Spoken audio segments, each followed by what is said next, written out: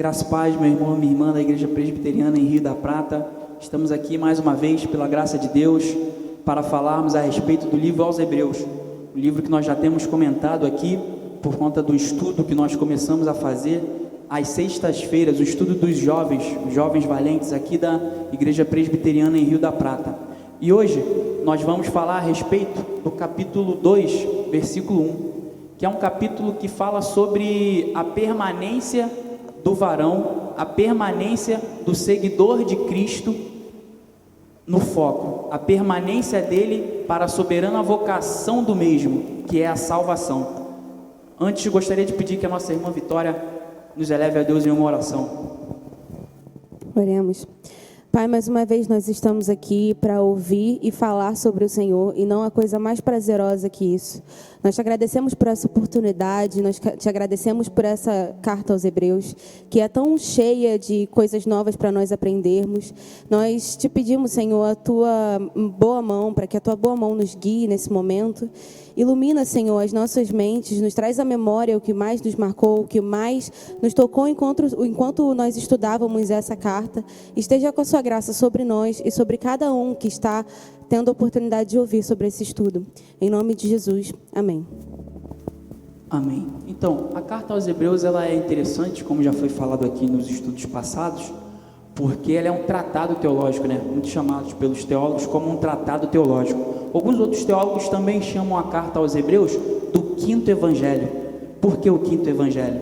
Porque na medida em que os outros evangelhos falavam a respeito daquilo que Jesus estava fazendo no momento, a carta aos Hebreus fala daquilo que Jesus continuou fazendo após a sua subida para o encontro do Pai, não é verdade?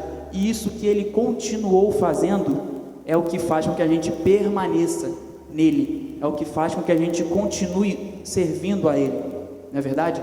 E a carta aos Hebreus, ela tem esse aspecto interessante, porque a exortação da carta é exatamente essa, que aqueles que estavam ali naquele momento sendo perseguidos, permanecessem na presença de Deus, né? Perseguissem e continuassem correndo para o alvo, que seria, no caso, a nossa salvação em Cristo Jesus, por sua graça e misericórdia, não é verdade? Então vamos contextualizar aí que o Lucas abriu falando que o Hebreu, já, como já tinham falado em outros É. estudos, o autor escreveu para eles porque eles já estavam sendo perseguidos, né, por ser cristão, por seguir a Cristo, por falar do Evangelho. Então ele estava ali pedindo para que ele fosse firme. Vamos ler aqui o capítulo 2, versículo 1.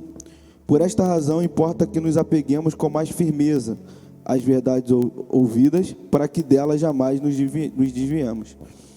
Então ele fala aqui, no capítulo 12 também, versículo 4, que o Gabriel vai ler agora, ele fala também sobre uma questão de eles ir até o fim, né? de se preciso for, morresse pelo Evangelho.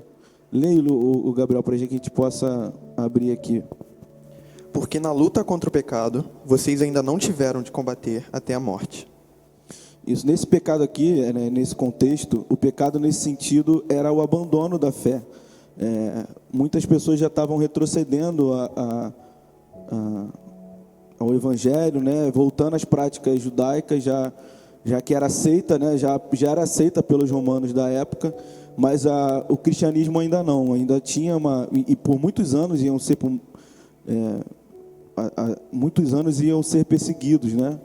Ainda continuar sendo perseguido pelo Império Romano, mas o judaísmo não, já era uma aceitação do Império Romano. Então ele fala: fique firme até o fim, se preciso for, morra, se preciso for, fique, porque ainda não vocês não chegaram até esse nível, então vocês talvez esteja desistindo muito fácil. Então o que a gente pode também aplicar no nosso tempo hoje, né? A questão até da perseguição ou ou pessoas que ainda estão desistindo do Evangelho, ou ainda não tem essa firmeza ainda no Evangelho. O que pode ser dito nos estudos que a gente até fez, o autor de Hebreus fala, né, sobre essa questão? Interessante aqui no capítulo, um pouquinho adiante, com relação ao que você falou, no capítulo 4, versículo 11 do livro aos Hebreus, ele diz o seguinte: portanto, esforcemo-nos por entrar naquele descanso, a fim de que ninguém caia segundo aquele exemplo de desobediência. Esse descanso que ele fala aqui é um descanso, a palavra traduzida aqui é o descanso do sábado, né? Aquele descanso que eles tinham pelo fato de trabalharem, né? Era o descanso da lei, o descanso do sábado. Só que o autor ele dá uma conotação aqui que é preciso se preparar para o descanso verdadeiro, que é o descanso da salvação, que é o descanso que nós só encontraremos quando Cristo vier nos buscar. Não é verdade? No capítulo anterior ao 4, ele fala a respeito da superioridade de Jesus com relação a Moisés, né? E entrando profundamente aqui, é possível a gente perceber, inclusive, algumas coisas com relacionado a que ele fala, porque toda a carta ela tem um contexto de superioridade de Cristo, né? Jesus Cristo ele é o maior, Jesus Cristo ele está acima dos profetas, ele fala outrora muito mais do que os profetas antes falavam, ele fala hoje muito mais do que os antigos profetas falaram, né? E aqui nesse capítulo 4, versículo 11, a gente tem o exemplo perfeito do porquê nós devemos permanecer, né? Procurando e perseverando para o eterno descanso que será somente com Cristo. Não é verdade? Verdade. O que eu acho interessante é que o versículo 1 do capítulo 2 que o Douglas leu, ele começa dizendo assim: por essa razão, e a razão que o autor diz ali, indica que devemos permanecer mais firmes, é Jesus, né? A razão de permanecermos firmes é o que Jesus fez, porque ele vai dizendo ali no capítulo 1, que Jesus é a revelação perfeita, e depois ele vai falando então que Jesus é superior aos anjos. Nós falamos na semana passada, né, que ser superior aos anjos já era algo extraordinário. Jesus é o Filho de Deus, ele é eterno, né?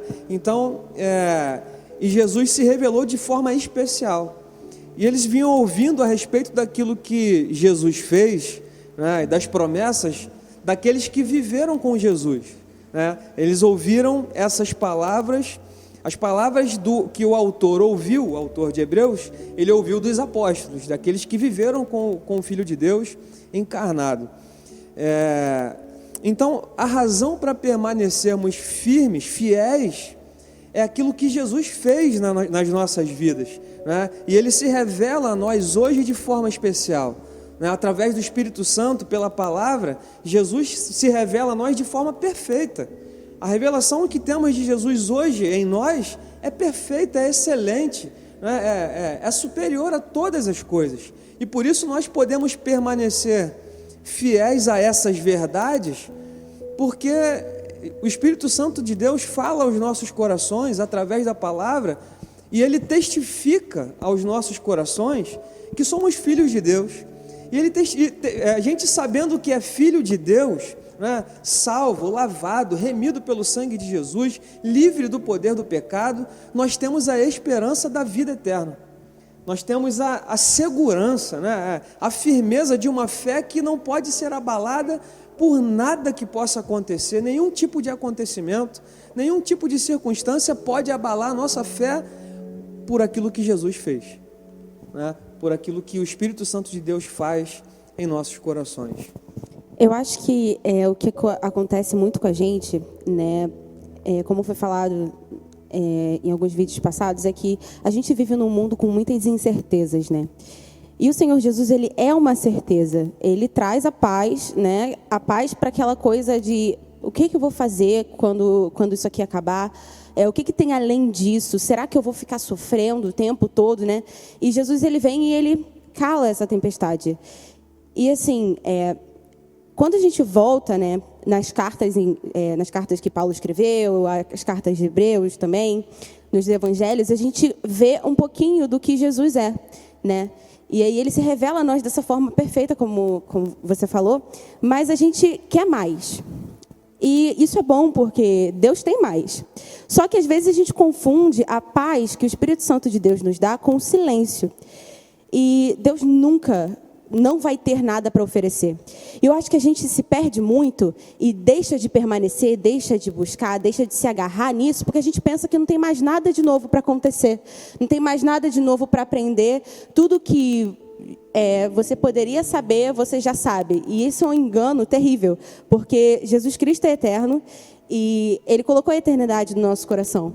E isso faz com que a gente se mantenha, né, o tempo todo voltando e falando assim, não, Deus tem outra coisa para mim. A Bíblia, o cânon, né, tá fechado, mas cada vez que você lê aquilo, você vai achar coisas diferentes. Eu já, antes, né, da gente estudar Hebreus, eu já tinha estudado Hebreus umas 3 vezes, e eu descobri coisas que eu não fazia ideia. Eu tirei dúvidas que ficavam na minha mente há, né, anos. E assim, tem sempre uma coisa nova, nunca volta vazio, e essa coisa pelo novo, que sempre vai ter algo novo, é um grande motivador assim, para a gente continuar, né, para a gente permanecer nessa fé. É interessante muito isso que você falou, que ele citou o capítulo 1, né, e no versículo 1, ele fala exatamente isso, porque os hebreus da época, eles estavam sofrendo uma perseguição, e era uma perseguição intensa, né, eles tinham seus bens tomados, eles eram perseguidos pelo governo, eles tinham essa perseguição mais assídua, né, intermitente, né, era todo momento eles estavam sendo perseguidos. E esse, provavelmente, como é o nosso muitas vezes hoje, era um temor deles, né, ouvir, ver Deus daquela forma que antigamente Deus se mostrava aos profetas. Aí aqui no capítulo 1 ele diz assim, antigamente Deus falou muitas vezes e de muitas maneiras aos pais pelos profetas.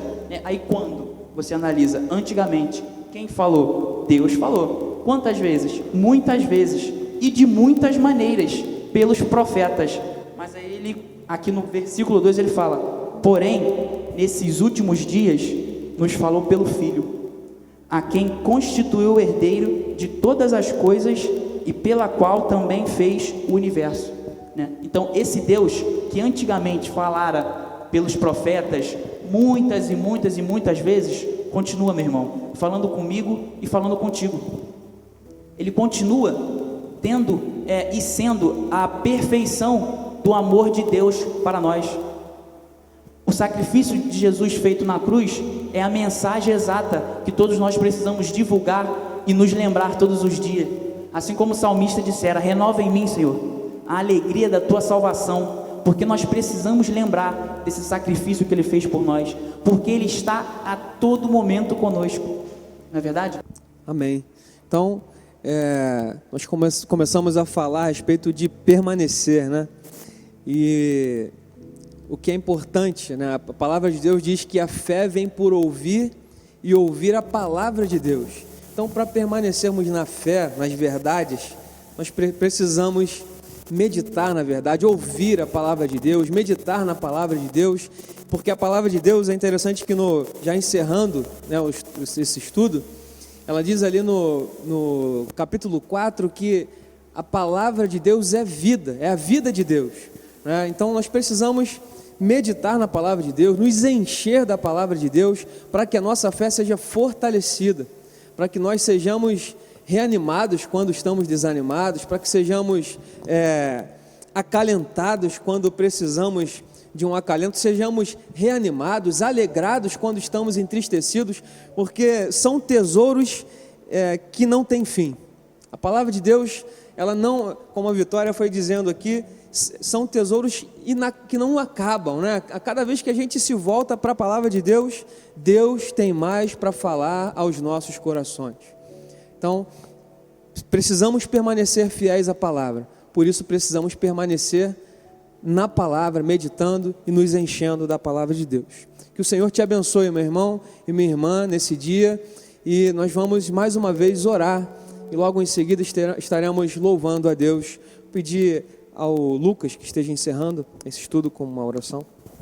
Amém, oremos, meus irmãos.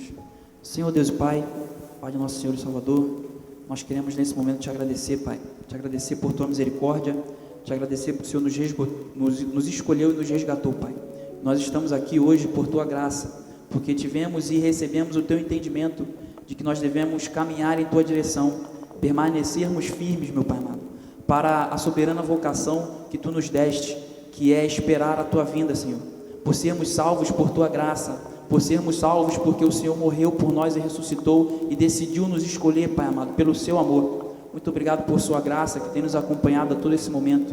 Eu quero também agora entregar àqueles que estão vendo, meu Pai amado, e ouvindo as nossas vozes através das suas telas, e peço que o Senhor possa invadir o coração dessas pessoas com a intensidade do amor que o Seu Espírito Santo fez comigo, fez com cada um de nós aqui, pela influência do Teu Espírito Santo, que essas pessoas possam sentir o Seu amor todos os dias, meu Pai amado, ao olhar, ao abrir os seus olhos, ao deitar e ao levantar, que eles possam Te sentir, que eles possam ter força por Tua graça para Te buscar na Sua palavra.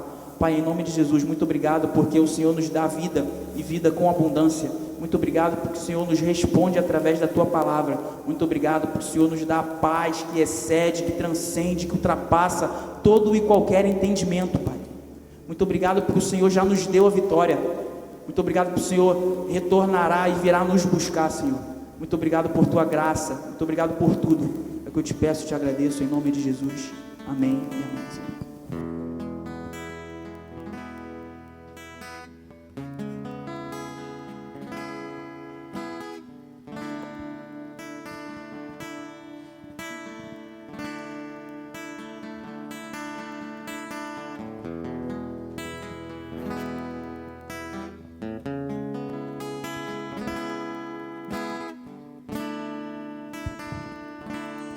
Deus conosco, Deus sempre presente, meu amigo eterno, inseparável, o Criador que se vestiu da criação, Emmanuel.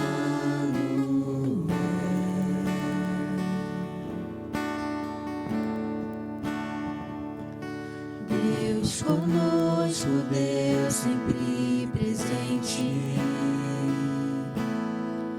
meu amigo eterno, inseparável,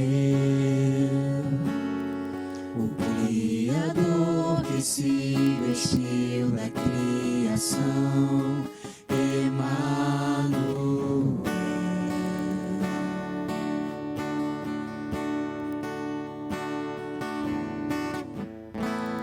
As mãos que sustentam o universo sustentam o meu coração. A voz que falou e tudo se formou me chama pelo nome.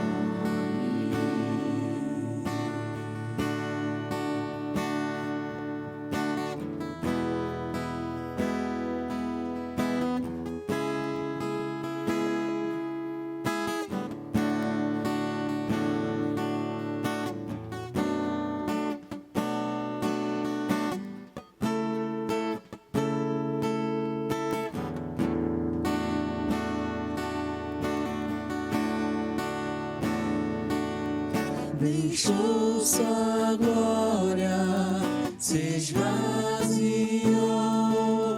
se tornou servo, se humilhou. Nele estava a vida, e a vida era a luz dos homens. Venceu a morte, ressuscitou, deixou sua glória, se esvaziou, se tornou servo, se humilhou. Nele estava a vida, e a vida era a luz dos homens. Venceu a morte, ressuscitou. As mãos que sustentam o universo sustentam o